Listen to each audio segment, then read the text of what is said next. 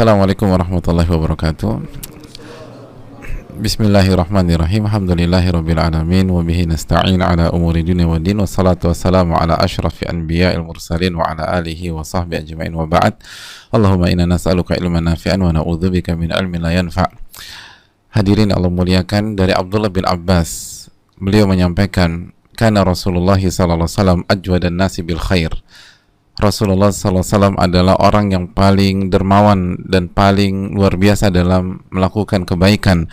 Wa kana ajwada ma yakunu fi syahri Ramadan, dan kedermawan beliau berada di titik puncak itu ketika di bulan Ramadan.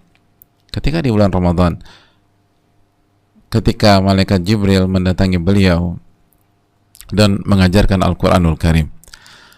Dan disampaikan juga karena Rasulullah ajwada bil khairi min rihil mursalah, dan di bulan Ramadan Nabi SAW lebih dermawan daripada angin yang berhembus.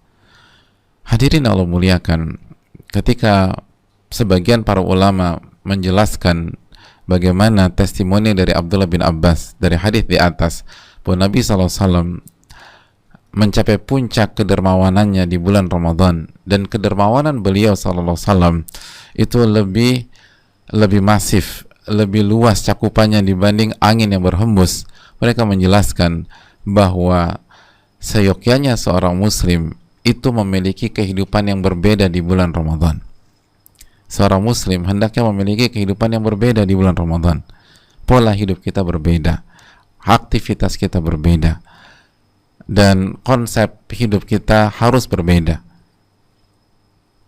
Oleh karena itu para ulama kita seperti Al-Imam Asy-Syafi'i mengatakan, uhibbu lirrajuli ziyada bil judi fi syahri Ramadan iktidaan bi Rasulillah sallallahu alaihi wasallam. Al-Imam Asy-Syafi'i rahimahullah mengatakan, aku menginginkan, aku menyukai apabila seseorang itu menambah kebaikannya, kedermawanannya di bulan Ramadan dalam rangka mengikuti Rasulullah sallallahu alaihi wasallam.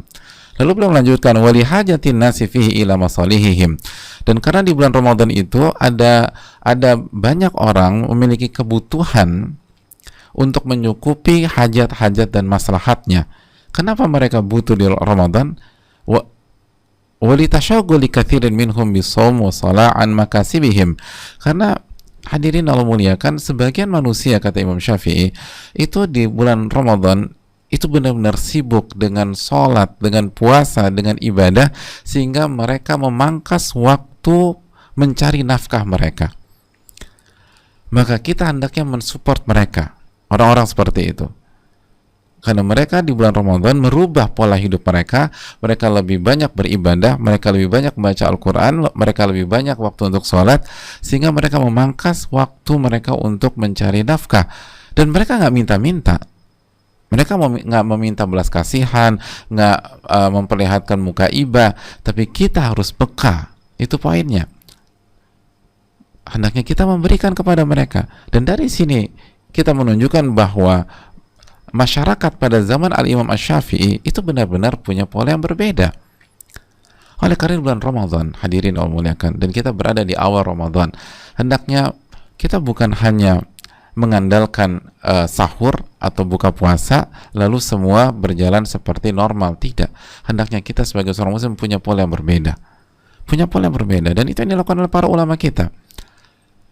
Sufyan Ats-Tsauri ketika memasuki bulan Ramadan, taraka jami'al a'mal, beliau meninggalkan berbagai macam aktivitas beliau dan amal-amal beliau, wa aqbala ala qiraatil Quran, dan beliau fokus dalam membaca Al-Quranul Karim, fokus berinteraksi dengan Al-Quranul Karim. Lihat bagaimana Al-Imam Sufyan Ats-Tsauri, salah satu ulama besar, itu merubah pola kehidupan beliau.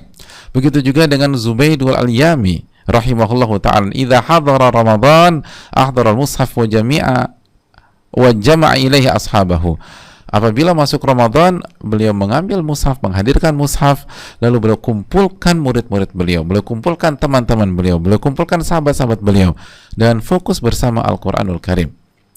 Dan begitu juga dengan Al-Imam Al-Bukhari rahimahullah, idza kana awwala lailatin min syahri Ramadan, apabila masuk malam pertama di bulan Ramadan, yajtami'u ilai ashabuhu, maka sahabat-sahabat beliau, murid-murid beliau itu ngumpul bersama beliau, ngumpul sama beliau. Lihat para ulama ngumpul sama beliau, mereka rubah pola.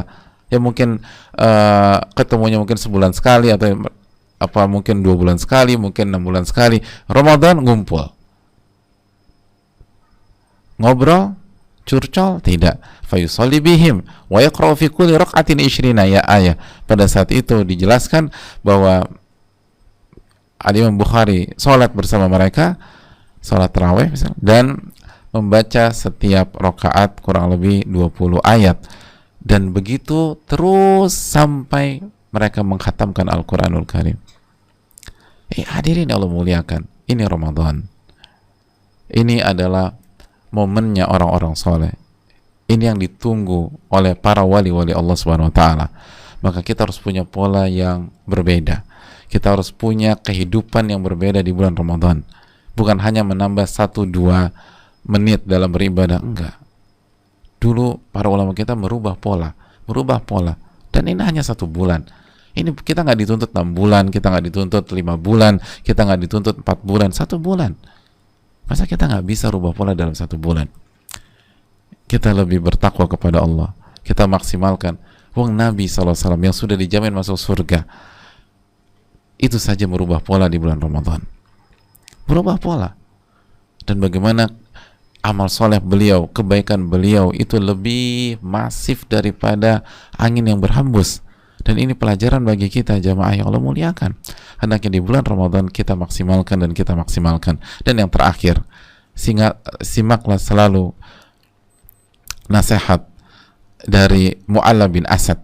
Mu'alla bin Asad mengatakan, aku pernah mendengar Mu'tamir menyampaikan bahwa ayahnya itu kalau masuk bulan Ramadan, ayahnya Mu'tamir ketika masuk bulan Ramadan, maka kata Mu'tamir, ayahku itu selalu membangunkan dan mengajak seluruh orang rumah. Kata ayahnya, kumu, bangun, qiyamul lail, ibadah, taqarrub sama Allah, disuruh bangun, suruh beribadah.